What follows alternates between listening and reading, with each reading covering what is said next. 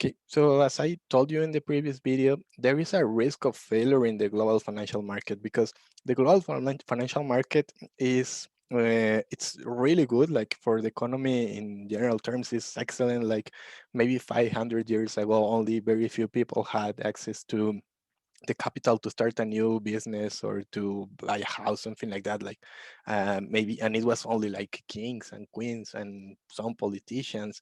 It was, I don't know, like the whole population didn't have access to enough capital to start something. But it's not the case right now. Like right now, thanks to the financial market, we have access to loans, we have access to debt, we have access to get, I don't know, to buy things and then to start a new business, things like that. Like it's not like it used to be, but it has some risk because I would say that the financial market is similar to flying on an airplane. Like flying on an airplane is great. Like you can travel the world really quick and so and more or less cheap.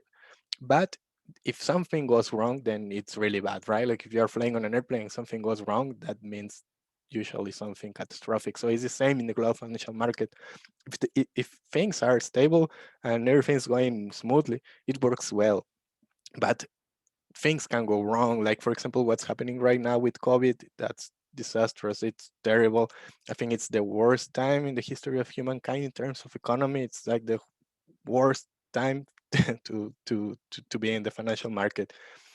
And things like that happens, not as bad as COVID, but things like that happen, I don't know, once every 5, 10 years, and sometimes locally, sometimes regionally, sometimes internationally. And but things sometimes go wrong. So let me tell you one time when things went wrong because of this thing of LIBOR. It's just a story that I want to tell you, so maybe you can understand better what's LIBOR and what's the financial market and the risks attached to that. And sadly, this is a real story. It's not like the one with Tony Stark that was fictional. This is real, but sad because it's a sad story. So let me give you a quick background about the LIBOR. So I already told you that it's very important, but let me give you some numbers so you can understand how important it is. So this huge number over here, it's almost $1 trillion, and it is a credit card debt in the US for last year, I think. Then $2.5 trillion is the GDP of the UK, so it's quite a lot. Around $15 trillion is the GDP of the USA.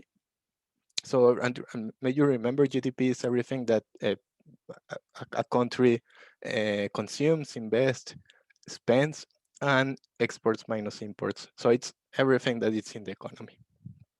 And finally, this is the world GDP.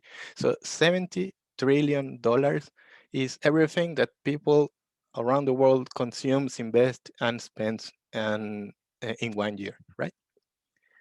And this number, $800 trillion, is the total value of securities affected by the LIBOR. I told you that LIBOR is used to calculate loans, the interest rates of loans. It's used to calculate the price of derivatives, the price of financial assets, of shares, of bonds, a lot of things. So in total, it affects a value of $800 trillion.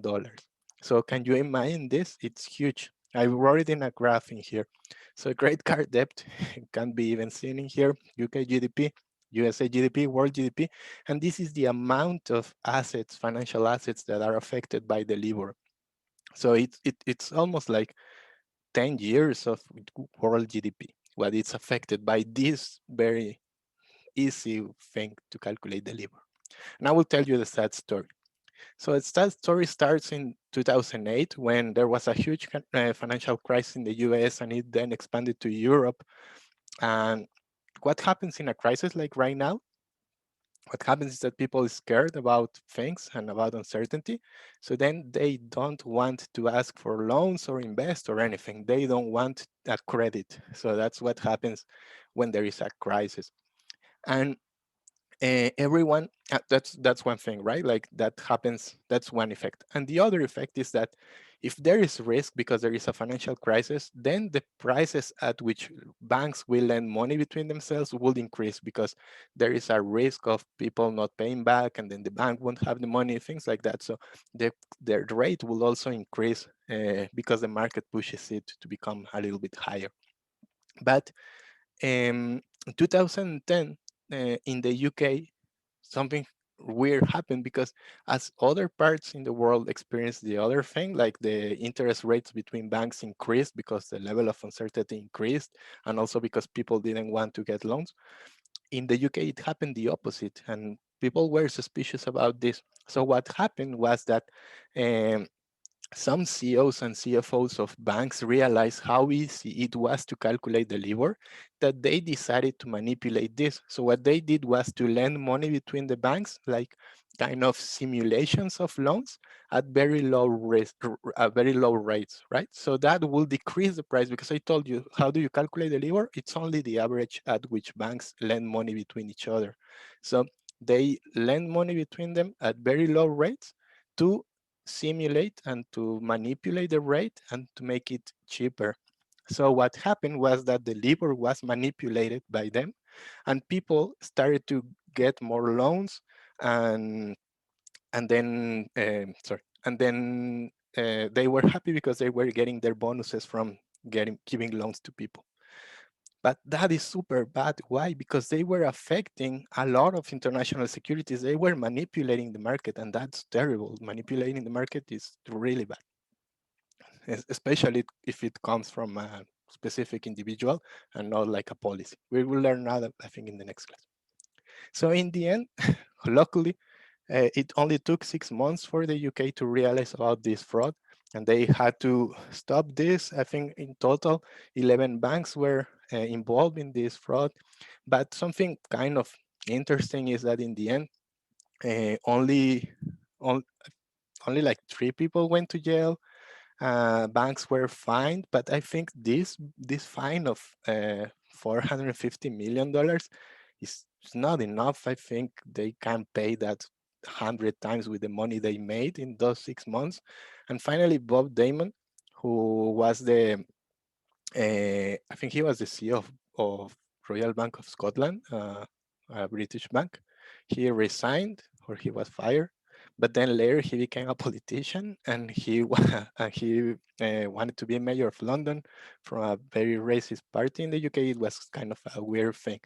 So that's the end of this scandal. But the learnings from this is that first, the global financial market is a very useful thing. It's great to have it, but we need to be very careful on how we use it.